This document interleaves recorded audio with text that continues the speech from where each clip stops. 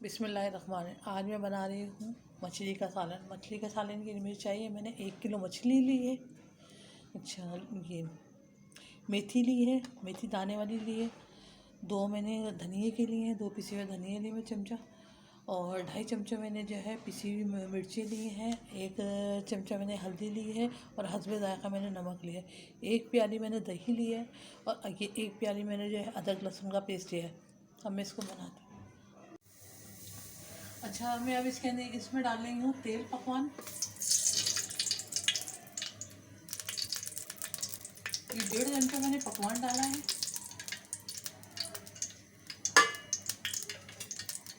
पकवान थोड़ा सा तेल गरम हो जाएगा तो फिर मैं इसके अंदर डालूँगी ये मेथी साबुत।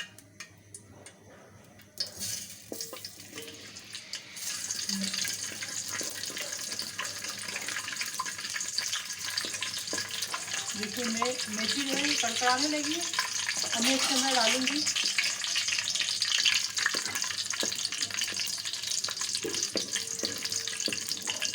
अदरक लहसुन का पेस्ट।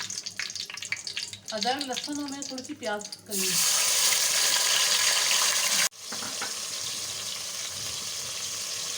डालूँगी मिर्ची, धनिया और हल्दी और ये नमक है।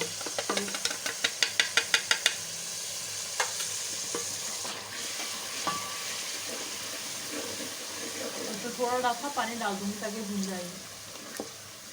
जब भुनने लगेगा तो मैं इसके अंदर दही और फिश मछली डाल दूँगी। डाल रही हूँ दही। दही को थोड़ी देर भूनूंगी, फिर मैं मछली डालूंगी। मेरा सालन भुना है। अब मैं इसके अंदर डाल दूँगी फिश मछली।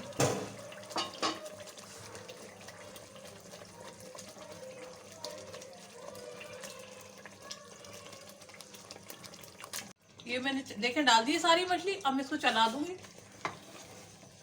थोड़ी सी देर, और ज़्यादा देर नहीं भूनूंगी, थोड़ी सी देर भूनूंगी। भूनने के बाद मैं इसमें डाल दूंगी पानी।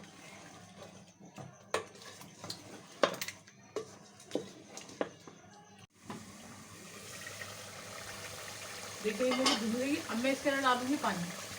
अच्छा, मैं मछली को मैं ज़्यादा नहीं चलाऊंगी, ना ज़्यादा चलाऊंगी तो उससे टूट जाएगी मछली। तो मैंने 2 कप जो है पानी डाला है। थोड़ा उबाल आ जाएगा तो मैं इसको उतार लूँगी पानी को। पानी में उबाल आ जाएगा, 10 से 15 मिनट तक मैं इसको पकाऊंगी। उसके बाद मैं इसको उतार लूँगी।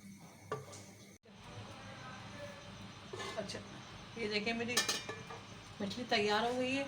अब मैं इसके अंदर डालूँगी, गार्निशिंग करूँगी। डाल लेंगे उसके अंदर